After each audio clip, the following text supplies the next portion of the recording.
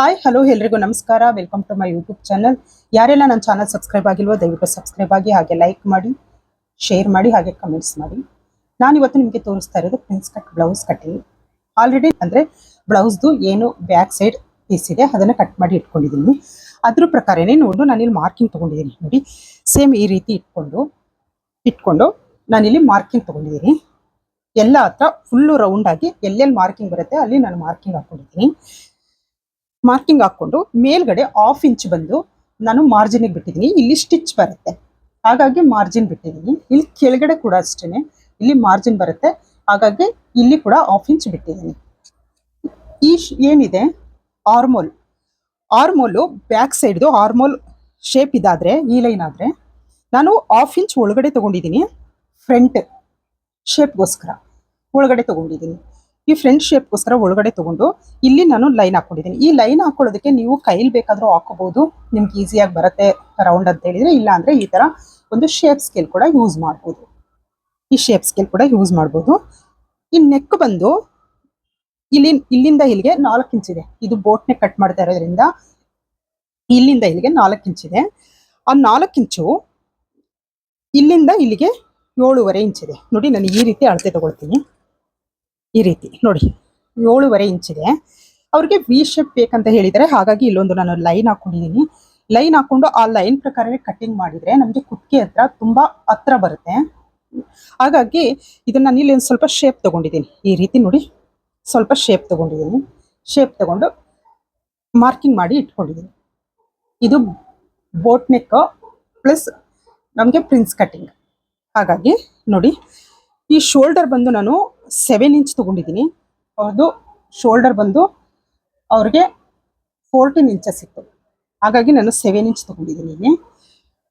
Friends ನೋಡಿ, ಇನ್ನೂ ಯಾರೆಲ್ಲ ನನ್ನ ಚಾನೆಲ್ ಸಬ್ಸ್ಕ್ರೈಬ್ ಆಗಿಲ್ವೋ ದಯವಿಟ್ಟು ಸಬ್ಸ್ಕ್ರೈಬ್ ಆಗಿ, ಹಾಗೆ ಲೈಕ್ ಮಾಡಿ, ಶೇರ್ ಮಾಡಿ, ಕಮೆಂಟ್ಸ್ ಮಾಡಿ. ಇಲ್ಲಿ ನೋಡಿ ಇವಾಗ ಇಷ್ಟು ನಮ್ಮದು ಬ್ಯಾಕ್ ಸೈಡಲ್ಲಿ ಏನಿತ್ತು ಅದರದ್ದು ಅಳತೆ ಪ್ರಕಾರ ನಾವೆಲ್ಲ ಮಾರ್ಕಿಂಗ್ ಹಾಕ್ಕೊಂಡಿದ್ದೀವಿ.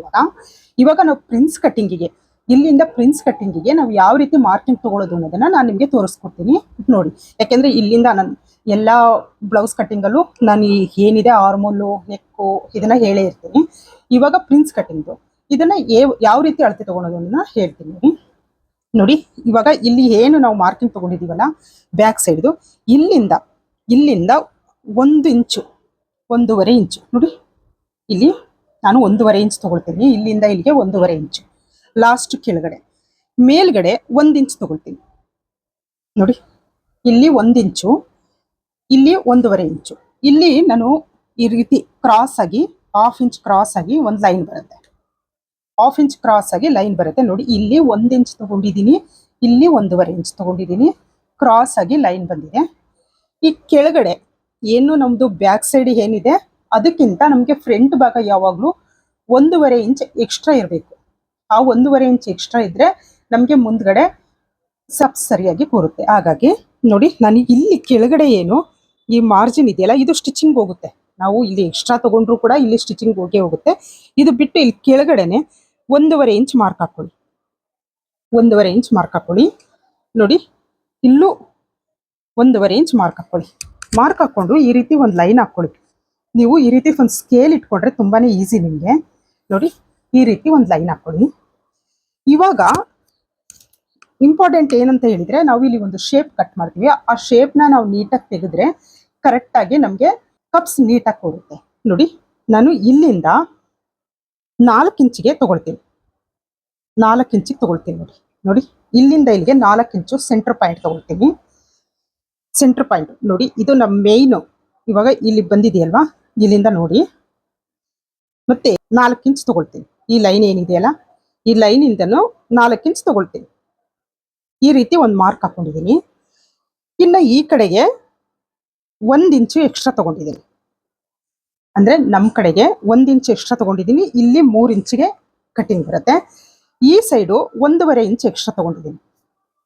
ಈ ಸೈಡು 1.5 ಇಂಚು, ಈ ಕಡೆ 1 ಇಂಚು, ಒಟ್ಟು 2.5 ಇಂಚು ನಾನು ಎಕ್ಸ್ಟ್ರಾ ತೊಗೊಂಡಿದ್ದೀನಿ.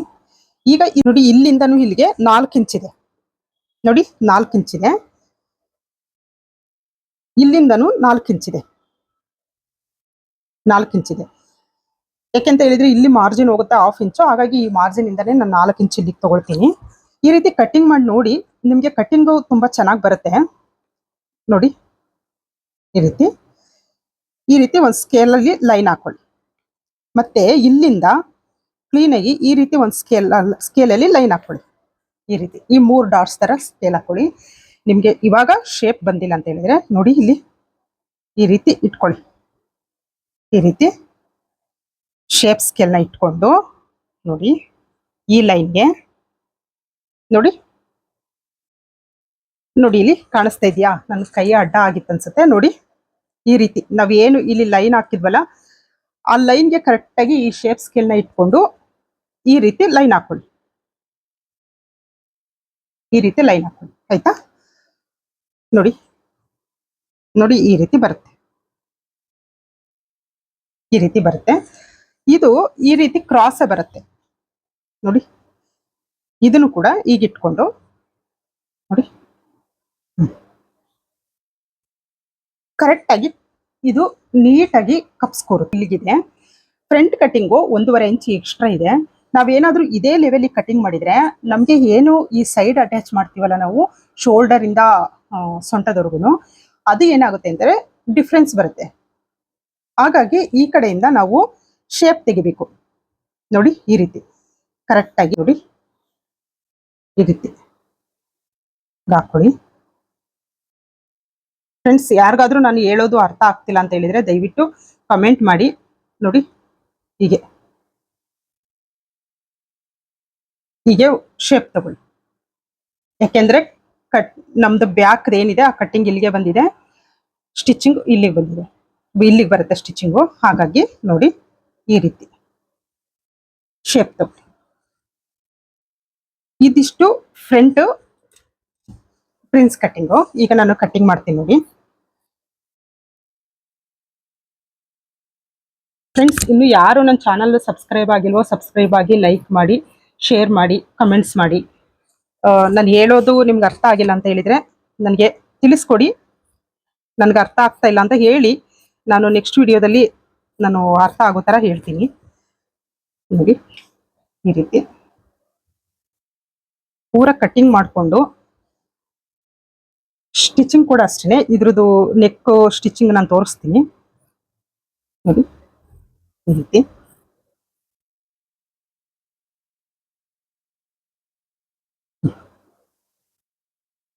ಈಗ ನೋಡಿ ಫ್ರೆಂಡ್ಸ್, ನಾನು ಫಸ್ಟ್ ಇಲ್ಲಿಗೆ ಕಟ್ಟಿಂಗ್ ತಗೊಳ್ತೀನಿ. ಈ ಮಾರ್ಕಿಂಗ್ ಇದೆಯಲ್ಲ, ಇಲ್ಲಿಗೆ ಕಟ್ಟಿಂಗ್ ತಗೊಳ್ತೀನಿ ನೋಡಿ. ಈ ರೀತಿ ಕಟ್ಟಿಂಗ್ ತಗೊಳ್ತೀನಿ.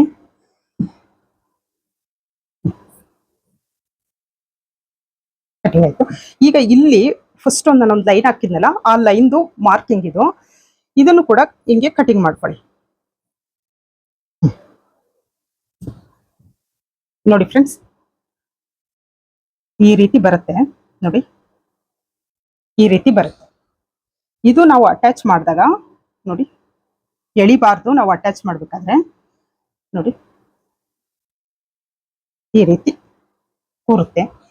ಈ ರೀತಿ ಕೂತಾಗ ಏನಾಗುತ್ತೆ, ನಮಗೆ ಈ ಪೋರ್ಷನ್ ಎಲ್ಲ ಕರೆಕ್ಟಾಗಿ ಕೂತಾಗ ಶೇಪ್ ಕರೆಕ್ಟಾಗಿ ಬರುತ್ತೆ, ಕಪ್ಸ್ ನೀಟಾಗಿ ಕೂರುತ್ತೆ ನೋಡಿ. ಫ್ರೆಂಡ್ಸ್, ಈ ವಿಡಿಯೋ ನಿಮ್ಗೆ ಇಷ್ಟ ಆಗಿದ್ರೆ ವಿಡಿಯೋನ ಪೂರ್ತಿ ನೋಡಿ, ಲೈಕ್ ಮಾಡಿ, ಹಾಗೆ ಕಮೆಂಟ್ಸ್ ಮಾಡಿ, ಶೇರ್ ಮಾಡಿ. Thank you friends.